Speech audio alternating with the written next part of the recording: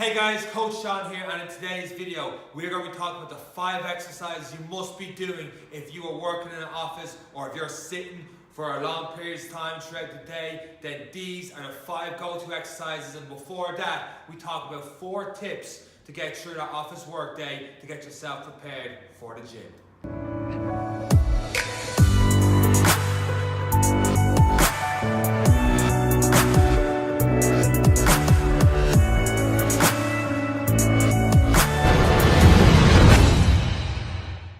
Okay, so I'm sure we've all heard by now the saying that sitting is the new smoking. While I don't necessarily prescribe that because I don't know how you can compare something as bad for your health as smoking as sitting. I mean, we're not going to have a sitting ban introduced in the country anytime soon, but sitting is a problem in terms of we're all constantly rounding our back, our posture is getting pretty poor. We're going to have lower back issues if we do not strengthen up our core area. So there are different things we can do. And before I get into the 5 exercises you should be doing when you do get to the gym at the end or before you start that long day, that 9 to 5 office job, here are 4 tips you should do. Number 1, of course, you should get a stability ball. Get rid of that office chair. You should be using a stability ball in the office so you're working your core throughout the 8 hours that it's not really realistic, is it? We're not going to have a stability ball in the office. So you see so many different types of these videos saying, oh, bring a stability ball in, or have a standing desk, and you're not going to go from sitting all day to standing all day. That was tried in the office. It didn't work.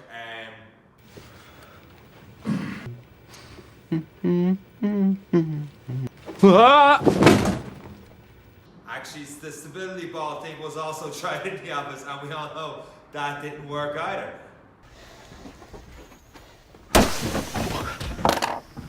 So here are some practical advice tips that you can do when you're going through your workday. You gotta make sure you're drinking more water. The first thing we should do when we get up first thing in the morning is to get a pint of water down us straight away. It's gonna get yourself energized, wake up. It's gonna get you ready for the rest of the day. When you're in the office, take a cup every hour or so. You gotta get up, get some water, come right back down. What we're doing there is we're energizing ourselves, keeping ourselves hydrated, of course, but we're just getting used to getting up, moving for a small bit, right back down. Is it gonna make a huge difference to moving throughout the day? Not really, but it is getting us in the proper mindset for our training sessions later on or before the day starts. So if we're actively thinking about drinking more water and staying more healthy throughout the workday, that's going to help us our mindset and get us that little bit extra motivated for the gym workout later on. Never ever take the elevator. If the Die Hard movies have taught me anything at all, it is do not take the elevator.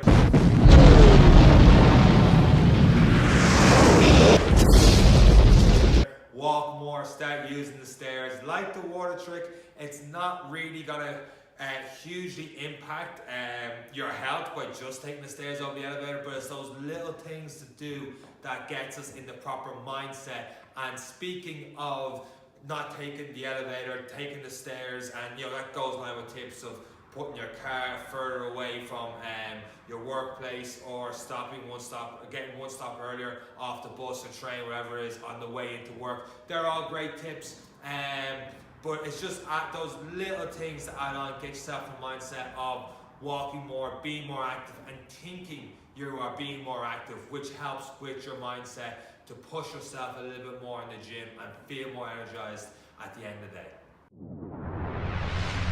And that last little rant was supposed to segue into point number 3, and that is, we've all heard to get at least 10,000 steps in.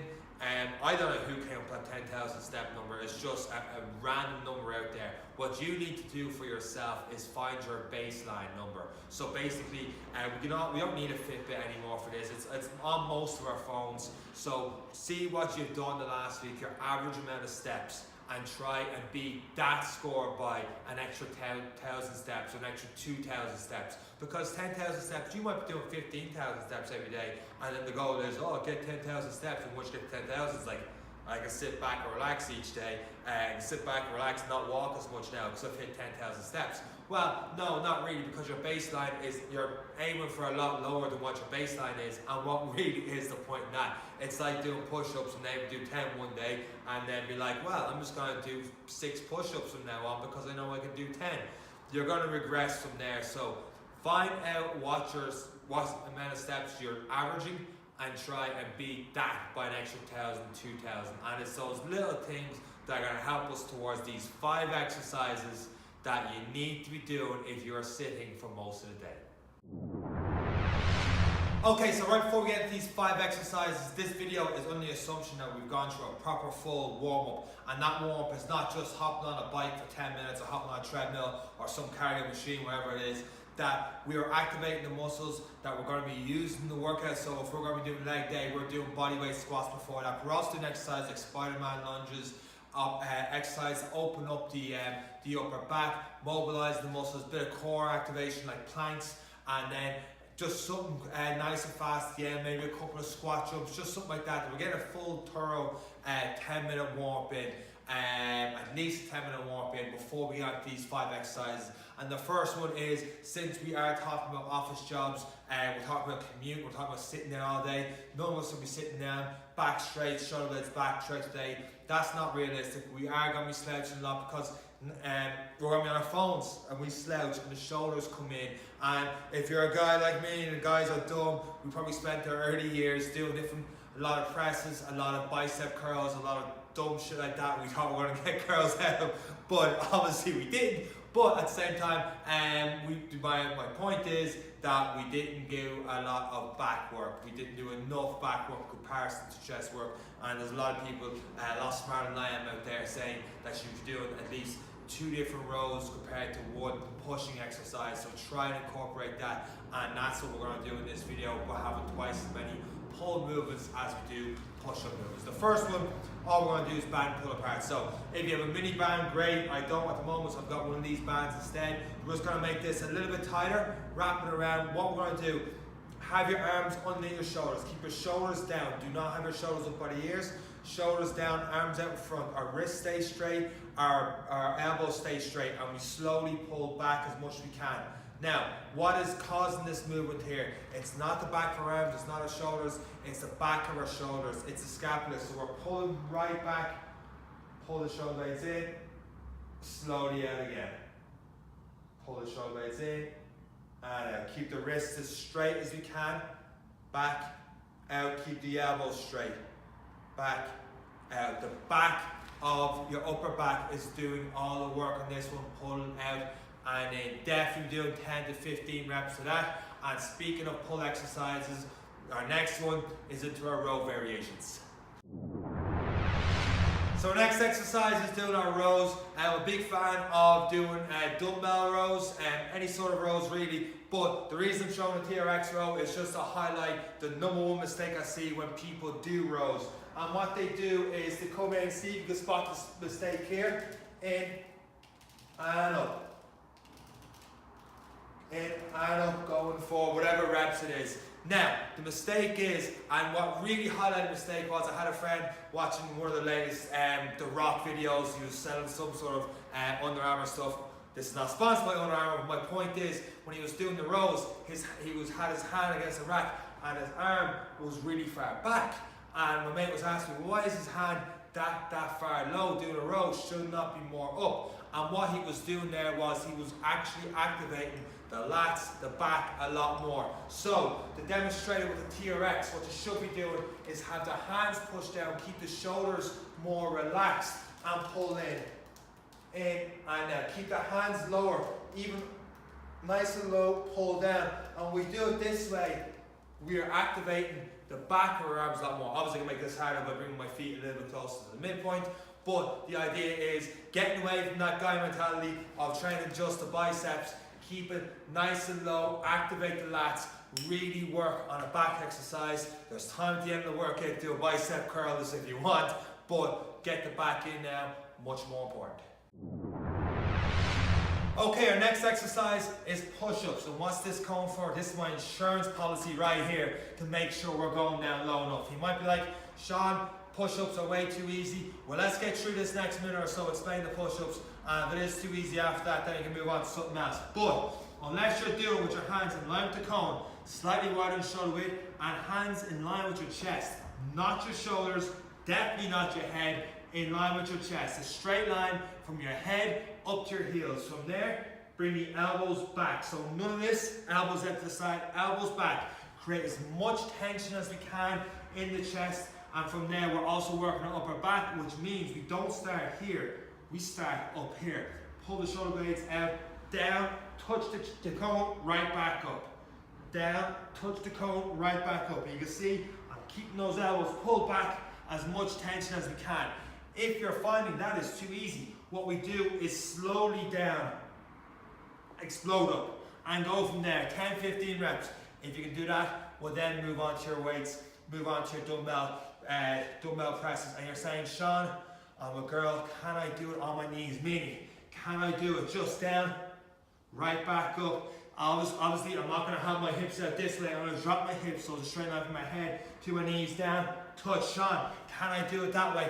Hell no, you can't do it that way. It's the exact same for guys and girls. I want you straight up, pressing position. If you can't do a full one, that's okay for now. Just bring the elbows back, bend a little bit, get used to this. Why? Because we're doing the proper range, we're doing the proper motion for a push-up. On your knees, stay on your knees, you're never going to get that full proper push-up in. So even bend the elbows a little bit, and over time, work on getting it lower, as well as working on getting it lower. Try the eccentric portion only. So take it nice and slow till we touch the cone. Relax, back into it once again. Nice and slow from there. And then do a couple of half push-ups. Keep trying to get lower. Have that goal for yourself to go a little bit lower each and every week until you get the full push-ups.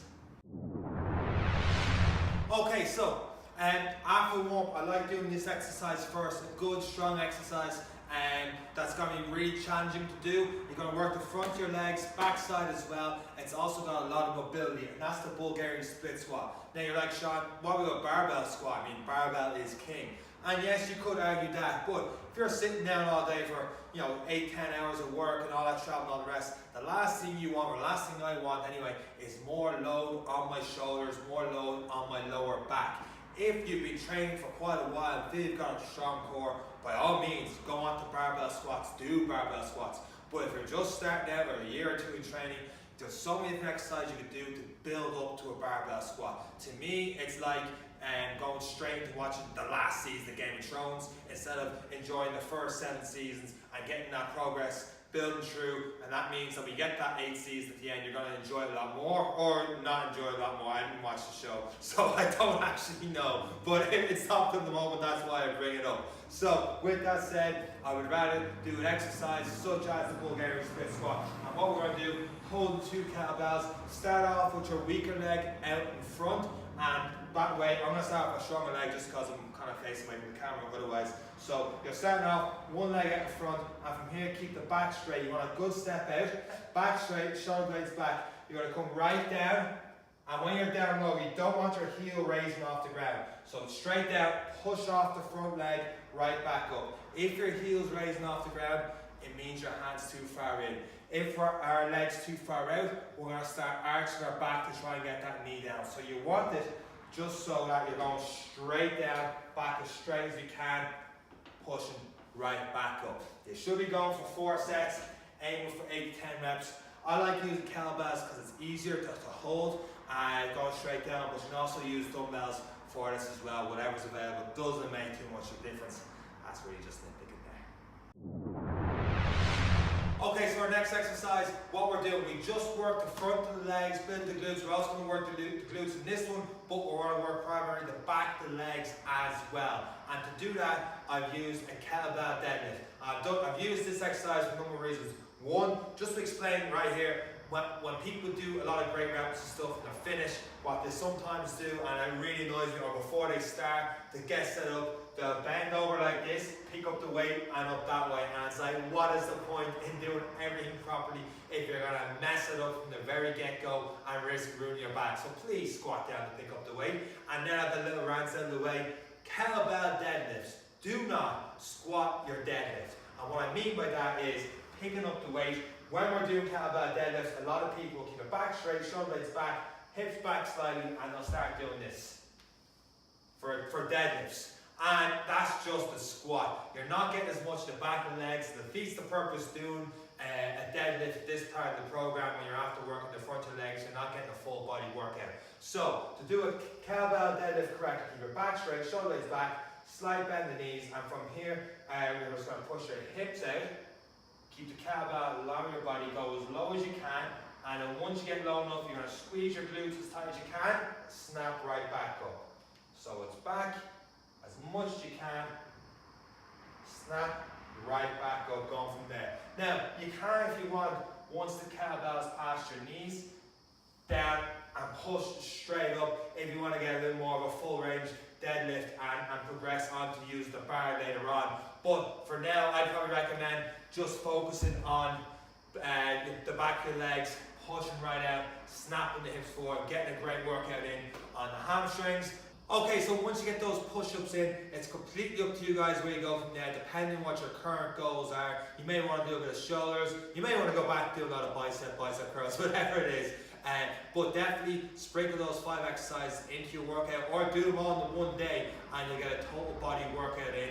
Depends on what your current fitness goals are, how you work with those exercises. You may want to finish with some conditioning at the end. Whatever it is, those 5 exercises are key to have in your workout. You're going to get great results out of them. Hope you guys enjoyed the video, and that's it from me, Coach Sean. Take care. Now that wasn't a hard video to get through now, was it? I hope you guys got some value out of the video. If you did, please leave a thumbs up and subscribe to the Coach Sean channel, which is somewhere here. Hit that button, subscribe to the Coach Sean channel, leave a thumbs up. There should be a couple of other videos around here for you guys to check out. And that's all from me, from Coach Sean. Take care.